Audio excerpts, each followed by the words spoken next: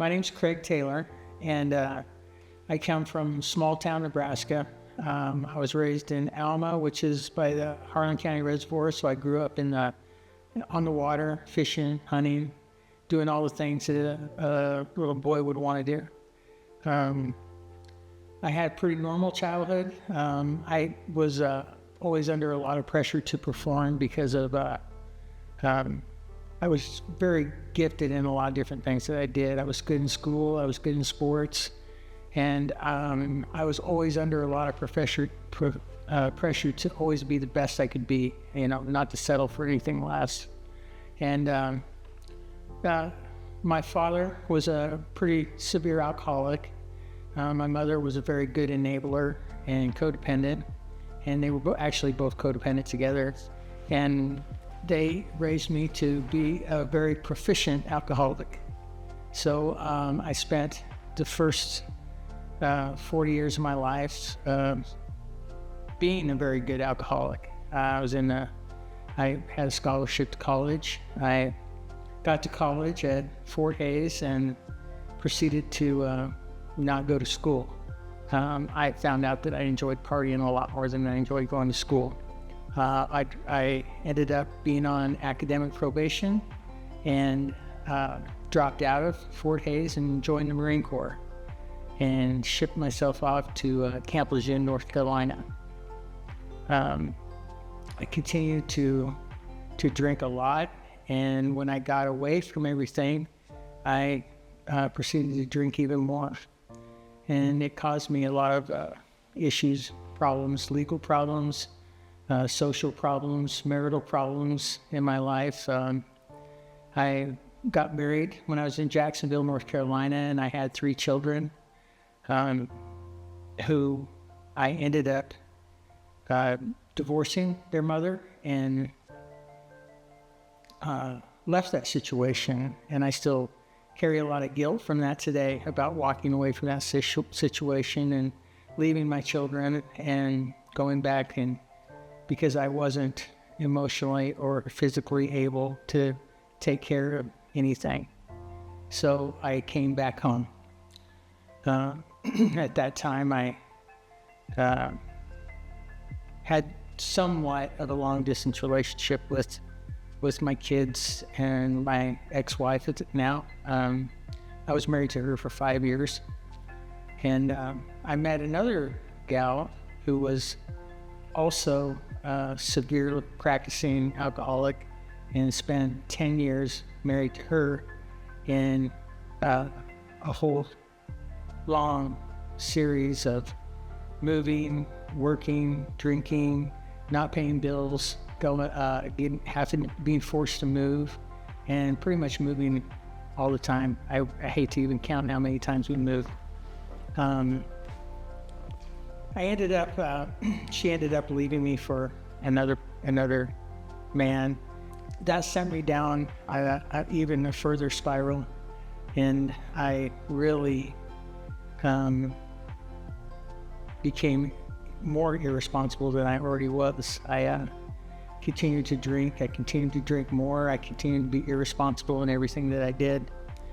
And then I met another girl. We started hanging out, doing a lot of things together, and eventually got married. I think we had only known each other about 6 months before we got married. So here I am on my 3rd marriage, and we had a lot of fun together. She was a lot younger than me, and she did a lot different things than I did and hung out with different people than I did. And we ended up falling into a drug scene, methamphetamines, whatever else there may be. And previous to this, I had never had any desire or urge to do anything like that. But once I first tried methamphetamine, I found out that I could take some of that stuff, drink all night, never get drunk, and never pass out. So it was like a dream for me. Felt like Superman. But along with being Superman, he also has his kryptonite, and meth is definitely a kryptonite to anybody that even gets near it, whether you're Superman or not. All it wants is to destroy and kill. And it quickly turned me into a very desperate person. In the course of a year, I got arrested more than once, and on December 15th, 2005, I was at a place where I shouldn't have been, doing some stuff I shouldn't have done, and seeing some people I shouldn't have been seeing, and got arrested for the umpteenth time. And something in me knew that this was it, that it was over. When I was arrested, I was charged with conspiracy to distribute methamphetamine with a gun charge enhancement, which is not good. I pretty much figured my life was over, and it essentially was. I ended up going through the whole trial system and court system and lawyer system. And when I finally stood in front of the judge the last time, he gave me 14 years to 8 months. And here I was at 39 years old, looking at a 14-year sentence, and knowing in my heart of hearts that this was it for me. I didn't have anywhere else to go. I didn't have anywhere else to do. I'd always been able to talk myself out of things. I got to the point where I knew that I wasn't talking myself out of this route, that this is going to happen, and it did happen. And at that time, after a few months, I was sent to the medium security facility in the federal penitentiary at Florence, Colorado. My mother was a devout Catholic. Her parents were sincerely devout Catholics. My grandpa's two sisters were nuns, as a matter of fact. My father, on the other hand, was raised a devout Methodist. And as some of you may know, those two don't mix very well. There was a big problem between the families about my dad marrying a Catholic and my mom not marrying a Catholic. So they eloped. They went down. They lived in Beaver City, Nebraska, and Orleans, Nebraska, and they eloped down to Norton, Kansas, and got married. Later, the families decided they had to do something and kind of arranged a picture wedding that could invite all the guests and stuff. And I like to tell people now that out of our family, I'm the only one left who was at that wedding. So, yeah, Mom was pregnant with me, and that's one of the reasons they got married. As far as a church, because of the sourness of that whole situation, my parents did not raise me in the church. I had friends that would ask me to go to church here and there, and I got little snippets of God at those times. One of my strongest memories of going to church when I was invited when I was a kid was I went to an evangelical free church with my friend who was a pastor's son. He had invited me, and I think it was probably one of those things where, hey, go invite, what kids do you think need to know, go to church? And my name always came up. So I went, and it happened to be on Communion Sunday, and the pastor went through his long sermon. Why we should do communion, what communion is, and how and what it is supposed to mean and stand for. And I got in line to do communion, and when I got up it was my turn, the pastor leaned down and said, "Have you been baptized?" And I said, "I don't know." I really didn't know. Actually didn't even know what it was at that time. And he said, "Well, you can't take communion." And I remember walking away from that church that day in tears because I didn't know what I did wrong. And that was kind of my opinion and idea of what church was. Rules, regulations, certain things you had to do, certain things you had to say, certain things you had to wear. So I knew that I never fit into that because I didn't know anything about it. I didn't know anything that I was supposed to do. So throughout the years, I would, and I tell this to people a lot, I said, I believed in God. I believed there was someone out there who was an all-power being who created me. But I can tell you for sure I didn't know Jesus. And I didn't know who he was, what he was, or who he is. So that, I would have to say, is my state of being at this point in my life in federal prison as far as religion was concerned. So as far as hearing the gospel, yes, I had heard the gospel. But did I know the gospel? Did I know what it meant? No, I didn't believe so. So here I am in a medium security facility in the federal penitentiary system at the same place where the Unabomber was, the Shoebomber, the highest security people that are known in the federal system are housed at Florence, Colorado. They have what they call the Supermax, and they have a medium facility. I was, of course, at the medium facility, so I wasn't rubbing elbow with those guys. But for someone who had only had a few misdemeanors in his life and been in and out of the county jails, no more than a day or overnight or something like that, it was a bad experience. I became extremely angry. I felt everything was unfair. I didn't think that I deserved to be where I was. I didn't know why this had happened to me. I just didn't have any answers.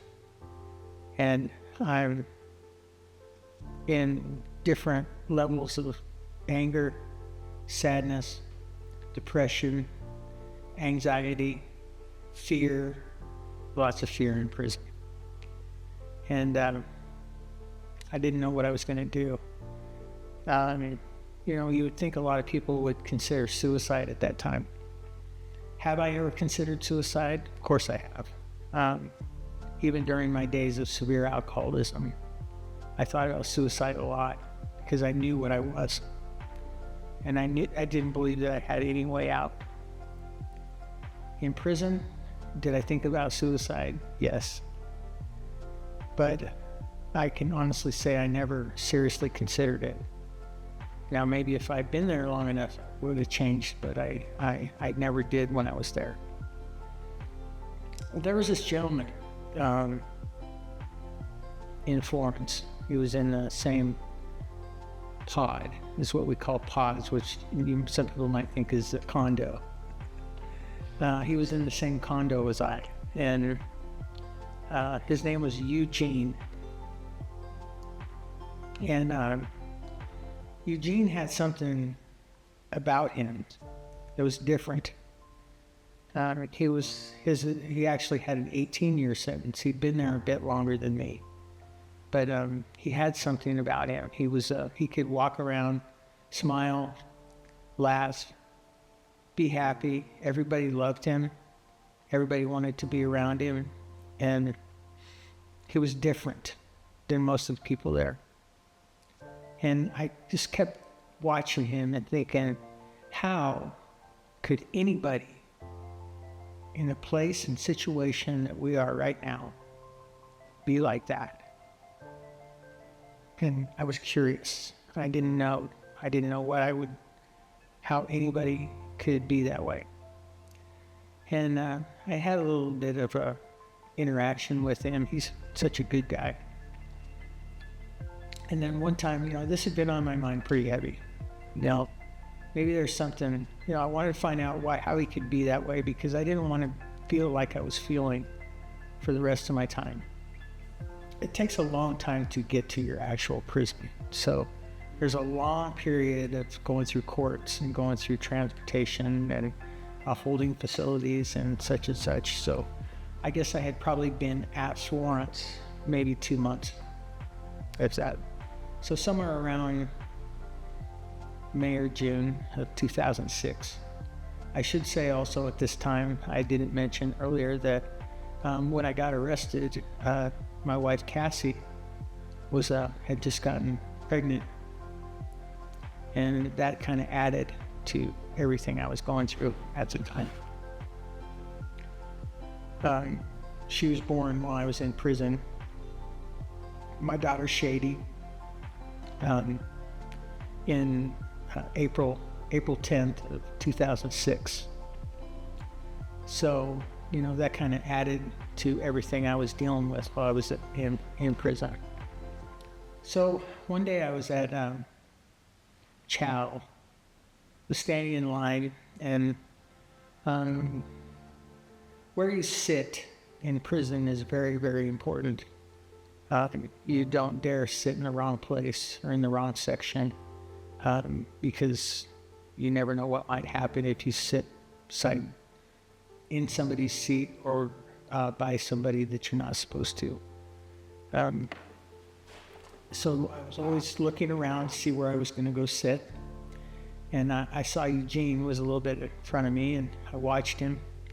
And he went and sat down, and I finished going through the line. I turned around, and there was a seat in this chow hall of hundreds of men. The seat was directly across from him, and it was open, which does not happen with Eugene very often. People flocked to him. I took my tray, and I walked over, and I said, can I sit here? And he said, absolutely. So I sat down, and I said, Eugene, I said, I don't know how you can be how you are here. And he just looked me in the eyes, and I could see that he felt something. And I said, I don't know if I could ever feel like you are. I said, but I'd like to talk to you. And he said, of course you can come and talk to me. And he said, do you have anything going on tonight? I said, no. And he said, well, we arranged a time, and he said, could you be at my cell? And I said, yeah. And then I said, well, I don't know though. I said, I have a really hard heart. And at that time he was looking down at his plate, and his head looked up, kind of snapped up. He looked at me, and he says, just make sure you're there. Later that night, and I went to his cell. And I should say, I knew that Eugene was heavily involved with the church inside prison. And if many of you may not know, it's a big deal in prison. There's lots of churches, there's lots of denominations, and there's lots of services. Anything that you want or feel like you need, you can find there. When I sat down with Eugene, he said he'd like to pray. And, very uncomfortable for me. I don't know how to pray. I didn't know what it was. And he prayed for me. And I listened. I listened to his prayer for once instead of feeling uncomfortable. And so he said, will you read something with me? And then I said, yeah. And he handed me a Bible. The verse he gave me was Ezekiel 36:25, and asked me to start reading. And the verse says, then I will sprinkle clean water on you, and you shall be clean. I will cleanse you from all your filthiness and from all your idols. I will give you a new heart, put a new spirit within you. I will take the heart of stone out of your flesh and give you a heart of flesh. I will put my spirit within you and cause you to walk in my statutes, and you will keep my judgments and do them. And just as it's doing to me now, God entered me at that. Jesus did. showed himself to me.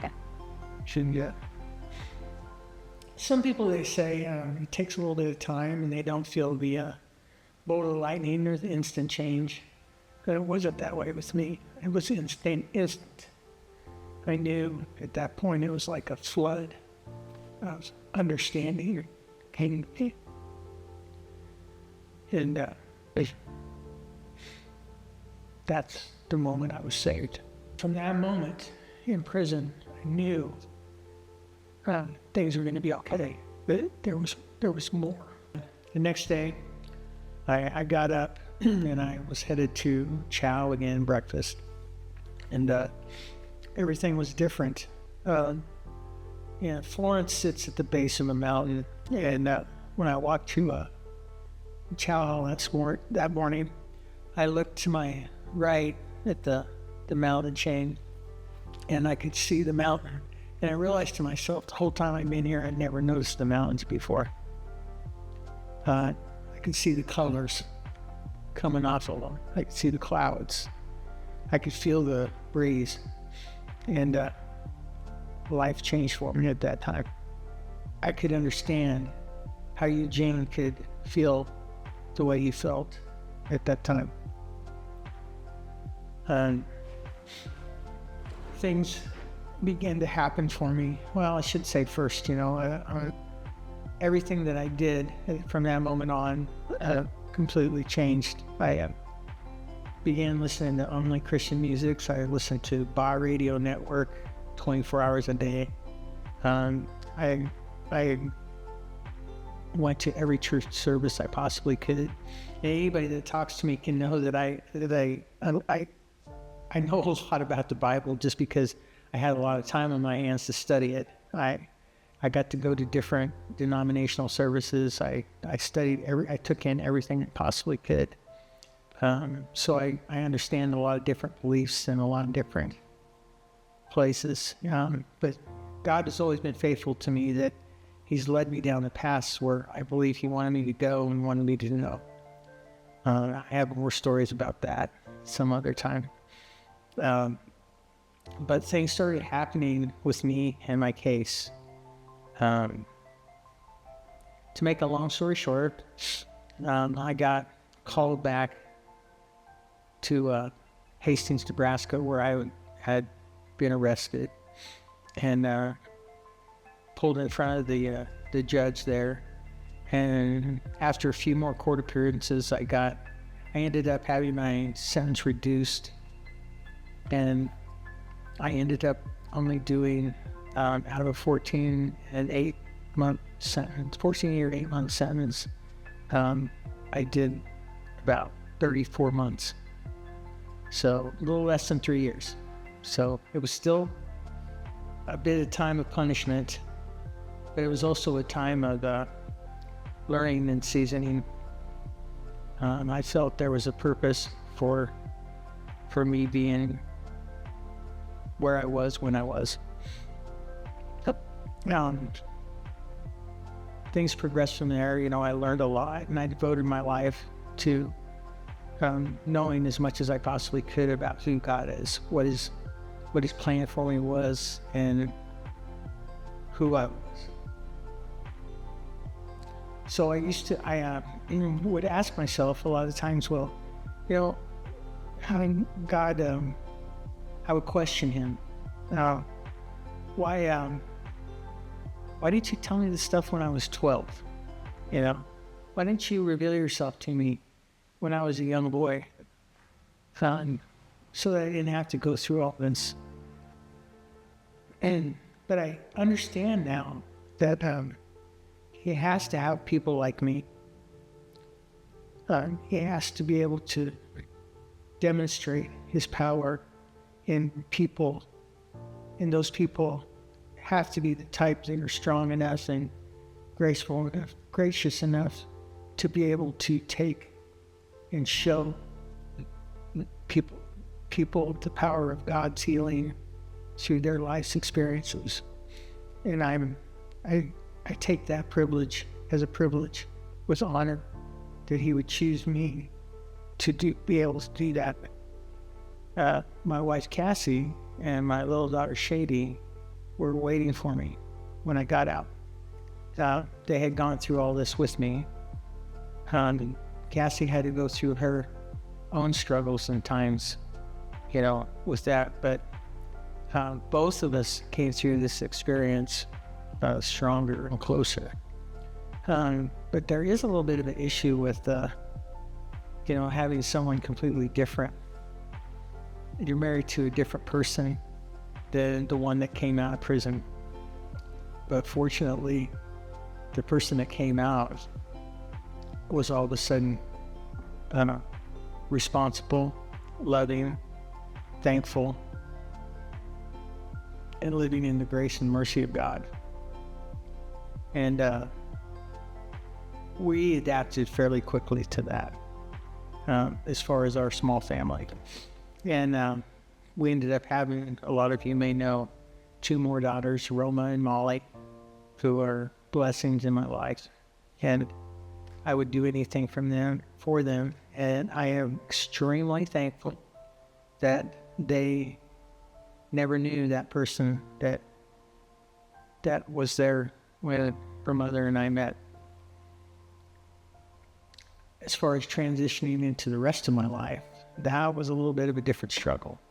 As an alcoholic, I never believed that there was anything that I would be able to do that would cause me any type of joy or peace in my life that didn't involve alcohol.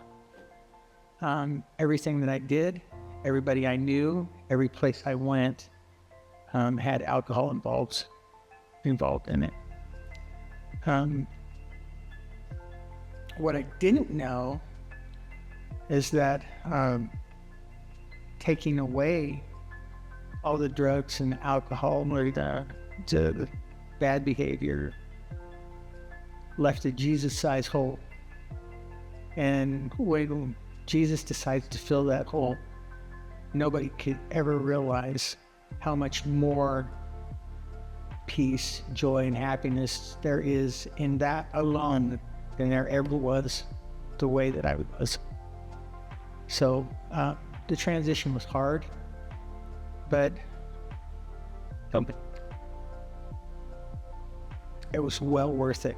Everything that I went through, everything that I had to do, everything that I had to change, I would do it all again just to be to the point that I am right now in my life. Church was hard for me. The experiences I had in an early church and never being raised in the church and not knowing how I was supposed to act or what I was supposed to do in church, not knowing any of the hymns, not knowing any of the songs. Even afterwards, I felt out of place.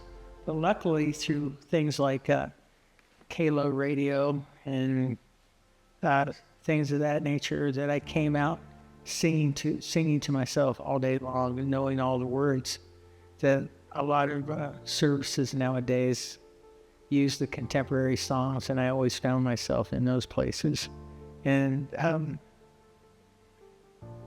the sense of belonging that I felt when I was able to actually participate in church was life-changing. Just to let you all know, I was in December 15th, 2005, the day I got arrested, was the last day I had any type of drugs or alcohol in my system. So December 15th, 2025, this year will be 20 years for me. And I don't like to count time, because that seems to be too much in remembrance of what I was, and I like to live in who I am now. But that's a big thing, and I'm looking forward to being able to celebrate that milestone in my life. Just in that time period, and I got out in 2008, I probably went to 1, 2, 3 churches since then that I would consider extremely godly, Jesus-loving, truthful churches. And I will say that I've been to lots of other churches in that time period. And I became one of those people that says, well, Jesus hung out with people like I used to be, and I don't remember them going to synagogue together all the time. So I didn't believe that I needed to go to church to be able to serve Jesus until I got to King's Cross. And Pastor Caleb and the family here has been life-changing once again for me. Portion of the Bible which explains when Paul met Jesus on the road to Damascus, and then he went into a time of learning by himself, and that was like 14 years. Well, it just so happens that 14 years from the time I got out is about the time that I started talking to Caleb about coming back to church. And here I am.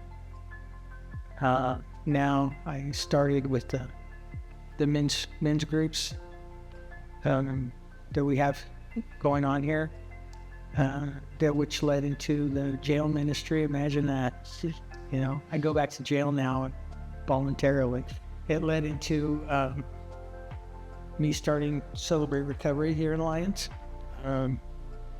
We meet every Friday at 6:30 in the evening for meal and fellowship, and then a lesson or testimony afterwards. It's led to a life of service, and that was my purpose. To anybody that feels like they're not good enough for church, that they're not worthy of church, or that they're uncomfortable in church, you know, all I would say to them is, look who Jesus hung out with. You know, he hung out with the worst Hebrews he could find, the tax collectors, the prostitutes, the people who were outcasts in society. That's who he sought out, and that's who he healed. Jesus is about love and healing. He's not about earning his love. He just loves. And I've never found more love or more healing in a church than I have here at King's Cross. The family here has made me feel more welcome and more loved than any place that I've ever been since I learned who Jesus was. I went through a long time in my life of not knowing, and you know, after I got out, and still trying to learn more and more about who God is, what our purpose is, you know, what the meaning of life is. We've all asked us that question: what's the meaning of life? And most times you get an answer, people will say, I don't know, you know, we live, we die, but that's not the meaning of life. And I asked God in prayer, I said, Lord, I don't know what I'm supposed to know. I don't know what I need to, who I need to be, or what I need to do. And, you know, God works in funny ways sometimes, and I find more love here at King's Cross than I've ever found anywhere else. And that's why I'm here, and that's why I keep coming back. Because there's love here, and there's godly love here. And I do know that Jesus is here. Everybody's inviting, everybody welcomes you here. Everybody's genuinely happy when you walk in these doors. Nobody judges you. I mean, there's people like me here that have been coming here for a long time. You can't tell me anything that would make me look down on you. I've been at the lowest spot, and Jesus restored me. Yeah, he met me on the beach the same way that he did Peter, and told me to feed my sheep. And that's what I'm here to do. And I gladly, happily, and lovingly do that every single Sunday. I've never found any type of condemnation or judgment at King's Cross. And then you throw someone like Caleb, who truly loves the Lord and loves the truth. What more can you ask? My name is Craig, and when you come to King's Cross Church, you can sit by me.